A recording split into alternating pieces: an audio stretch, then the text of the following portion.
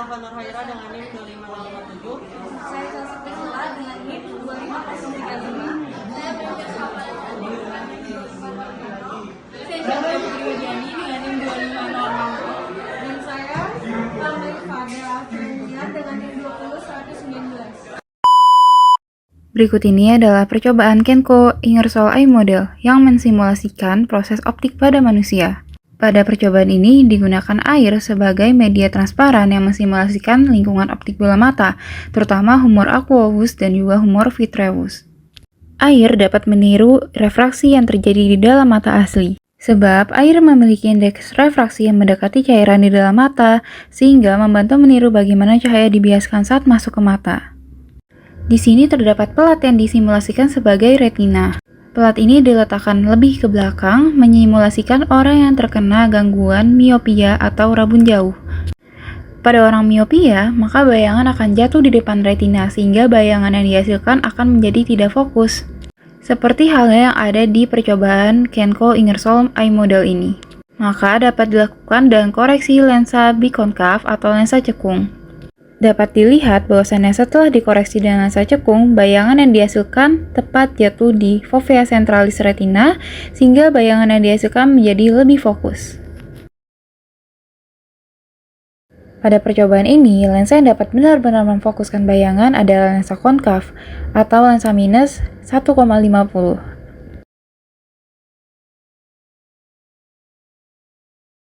Percobaan berikutnya menyimulasikan orang dengan gangguan hipermetropi atau rabun dekat. Orang dengan hipermetropi biasanya dapat disebabkan karena bentuk bola mata yang lebih bulat dibandingkan dengan bola mata normalnya.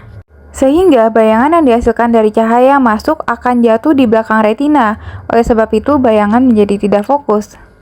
Gangguan seperti ini dapat dikoreksi dengan lensa biconvex atau lensa cembung. Setelah dikoreksi dengan lensa cembung, perlahan-lahan bayangan yang dihasilkan menjadi lebih fokus. Setelah dikoreksi dengan lensa cembung 2 dan juga 2,25, sebenarnya bayangan yang dihasilkan sama-sama jelas.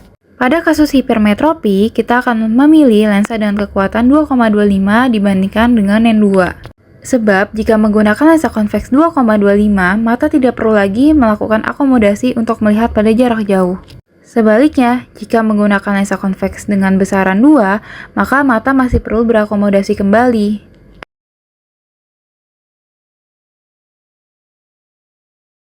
Yang terakhir adalah simulasi penglihatan untuk emetropia atau mata normal.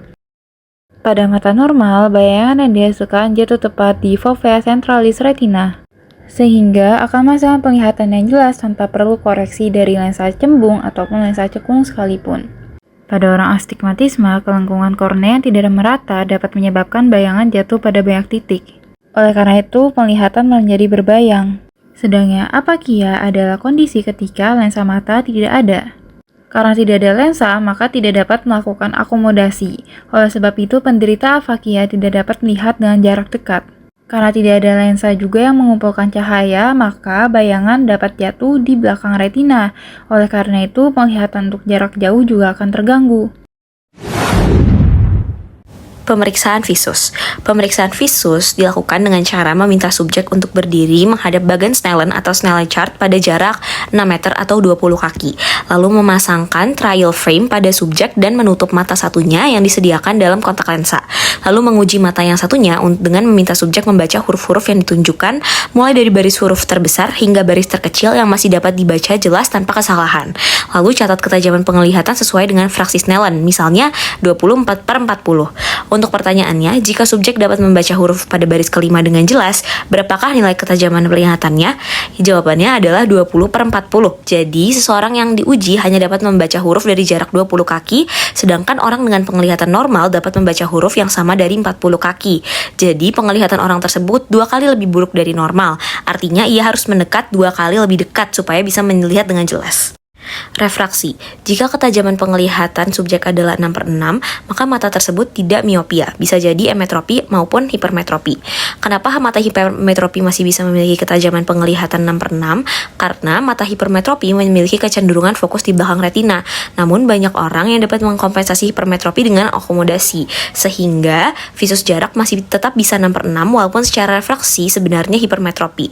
Untuk membedakan, akan dipasang lensa sferis dan memeriksa kembali ketajaman penglihatan. Apabila ketajaman menurun, berarti mata emetropi. Apabila ketajaman tetap atau lebih jelas, maka mata hipermetropi. Lalu, apabila ketajamannya menurun, bisa jadi mata bersifat miopi. Gunakan pinhole untuk memastikan kesalahan refraksi. Pinhole akan meningkatkan ketajaman penglihatan pada miopia. Lalu, tentukan derajat miopia dengan memberikan lensa negatif hingga meningkat supaya memperoleh kejernihan maksimal. Lalu pilih lensa cekung terlemah atau lensa cembung terkuat. Mintalah subjek untuk melihat fan chart dan jika beberapa garis terlihat lebih kabur, maka catatan meridian garis arah kabur tersebut lalu dikoreksi dengan lensa silindris yang ditempatkan tegak lurus terhadap garis meridian tersebut sampai semua garis sama tampak jelas dan gelapnya. Lapang pandang adalah seluruh area yang terlihat oleh mata yang sedang mengarahkan pandangan pada suatu pusat objek. Pemeriksaan lapang pandang bertujuan untuk menentukan luas area penglihatan pasien serta menentukan kemampuan penglihatan perifer dan sentral. Untuk pemeriksaan ini akan mendeteksi gangguan oftalmologik maupun neurologik. Pemeriksaan dapat dilakukan dengan teknik konfrontasi dan perimetri. Untuk teknik konfrontasi merupakan pemeriksaan yang paling umum dan mudah dilakukan, sedangkan teknik perimetri dilakukan untuk memeriksa lebih detail dan sistematik dan membutuhkan bantuan alat perimeter manual maupun otomatis. Untuk langkah-langkah pengukuran, yang pertama, siapkan pasien dan alat. Minta pasien untuk duduk menghadap perimeter Lister, kemudian tutup salah satu mata pasien dengan penutup mata yang sudah disediakan pada alat. Kemudian, pastikan pasien memfiksasi pandangan ke target sentral atau titik hitam ataupun putih di tengah alat. Yang kedua, uji lapang pandang perifer. Perimeter Lister adalah lengkungan logam setengah lingkaran dengan radius 1/3 meter dan memiliki tanda derajat pada permukaannya. Pemeriksa menggerakkan target putih dari atas pusat alat secara perlahan menuju tepi. Pada sisi busur, tiap kali diputar 30 derajat berlawanan arah jarum jam dari pemeriksa hingga tercapai posisi busur horizontal. Proses ini dilakukan secara bergantian untuk menguji semua area lapang pandang, terutama di bagian perifer. Kemudian yang ketiga, catat respons pasien. Instruksikan pasien untuk memberikan respons setiap kali melihat cahaya yang muncul, misalnya dengan mengangkat tangan atau menjawab verbal, ya masih terlihat atau sudah tidak terlihat. Pada respon pasien yang tidak terlihat, akan dicatat untuk menandai titik di mana ia mulai melihat cahaya tersebut.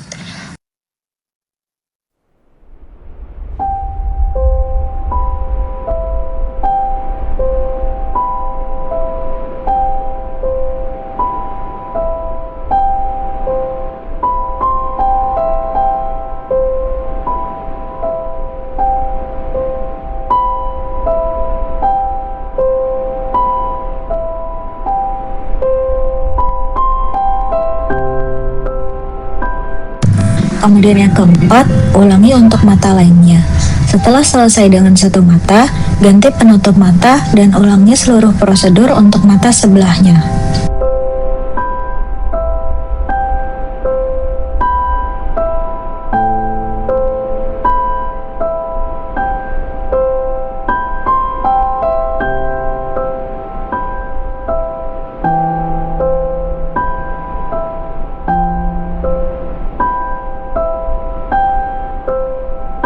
Berikut adalah hasil pengukuran yang sudah dilakukan. Untuk kertas di atas adalah hasil pemeriksaan mata sebelah kiri dan kertas yang di bawah adalah hasil pemeriksaan mata sebelah kanan, yang menandakan bahwa kedua mata lapang pandang pasien normal.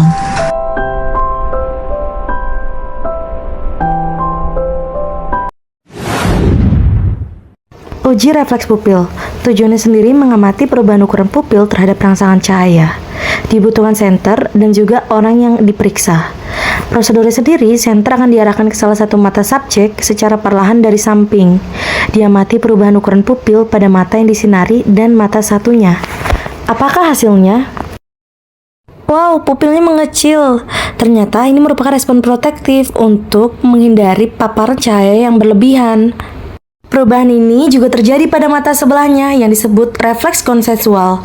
Hal ini menunjukkan bahwa jalur saraf kranial 2 dan kranial 3 dalam keadaan baik. Kesimpulan yang kita dapatkan adalah pupil beradaptasi otomatis terhadap cahaya untuk melindungi retina. Selanjutnya pemeriksaan titik buta dari mata kanan kita. Di sini terdapat foto dari King Charles, yang dimana kita akan fokuskan penglihatan mata kanan kita pada titik di sebelah kiri dari kepala King Charles. Untuk metodenya, kita pegang foto King Charles menggunakan tangan kanan dengan jarak sejauh mungkin dan kemudian didekatkan perlahan ke arah tubuh hingga berjarak 30 cm atau 12 inci. Pada saat jarak itulah, sembari tetap memfokuskan penglihatan pada titik di sebelah kiri, kepala King Charles akan menghilang. Mengapa hal ini dapat terjadi? Karena di bagian posterior dari bulbus oculi terdapat optic disc, tempat saraf retina berkumpul membentuk saraf optik. Di optic disc ini tidak terdapat fotoreseptor sehingga menjadi titik buta di mata kita. Optic disc pada kedua mata memiliki posisi yang berbeda, sehingga dalam kehidupan sehari-hari kita tidak menyadari blind spot tersebut karena mata kiri dan kanan saling melengkapi bagian yang tertutupi oleh blind spot tersebut. Color vision test atau pemeriksaan penglihatan warna. Tes ini merupakan bagian penting dalam pemeriksaan sistem penglihatan, karena melalui tes ini kita dapat mengetahui apakah seseorang memiliki kemampuan normal dalam membedakan warna, atau justru mengalami buta warna parsial maupun total. Pemeriksaan ini menggunakan lembar-lembar Ishihara. Setiap lembar tes berisi lingkaran-lingkaran yang tersusun dari titik-titik warna dengan gradasi berbeda. Di antara titik-titik tersebut tersembunyi pola angka atau garis yang hanya dapat dikenali oleh orang dengan penglihatan warna normal. Dalam pemeriksaan ada beberapa aturan standar yang perlu diperhatikan, yaitu pemeriksaan dilakukan pada pencahayaan alami, bukan lampu neon atau cahaya kekuningan. Jarak pandang sekitar 75 cm dari pelat Ishihara. Waktu pengamatan setiap pelat tidak lebih dari sekitar 3-5 detik. Dan untuk interpretasi hasil digunakan kunci jawaban resmi dari buku Ishihara. Pelat-pelat pada tes Ishihara memiliki makna-makna tertentu. Contohnya, pelat pertama menampilkan angka 12 yang bisa dilihat oleh semua orang. Ini berfungsi sebagai pelat pengenalan. Lalu pelat kedua menampilkan angka 8, orang dengan penglihatan normal akan melihat bahwa itu angka 8. Sedangkan penderita buta warna merah hijau biasanya melihat angka 3. Lalu pelat ketiga angka 6, namun bagi penderita buta warna merah hijau dapat terlihat seperti angka 5. Lalu plat keempat angka 29 yang oleh penderita buta warna bisa terlihat seperti angka 70. Lalu plat kelima angka 57 yang kadang tidak terbaca sama sekali oleh orang dengan defisiensi warna. Lalu di lembaran selanjutnya ada juga yang tidak menampilkan angka, melainkan garis berliku yang diikuti oleh pasien. Biasanya digunakan untuk anak-anak atau orang yang tidak bisa membaca angka. Dalam praktikum pemeriksaan yang saya lakukan, saya mengikuti semua prosedur memastikan pencahayaan alami, menjaga jarak pandang sekitar 75 cm, dan melihat tiap pelat tidak lebih dari 3 detik. Hasil pemeriksaan menunjukkan bahwa saya dapat membaca semua angka dengan benar. Artinya, penglihatan warna saya normal tanpa adanya gangguan persepsi terhadap warna merah, hijau, maupun biru. Secara fisiologi, kemampuan kita untuk membedakan warna bergantung pada sel kerucut yang terdapat di retina. Ada 3 jenis sel kerucut, yaitu L yang peka terhadap warna merah, M yang peka terhadap warna hijau, dan S yang peka terhadap warna biru. Apabila salah satu jenis sel kerucut ini rusak atau tidak dapat berfungsi dengan baik, maka akan muncul kelainan penglihatan warna. Misalnya kekurangan sel L atau M, maka akan menyebabkan buta warna merah hijau.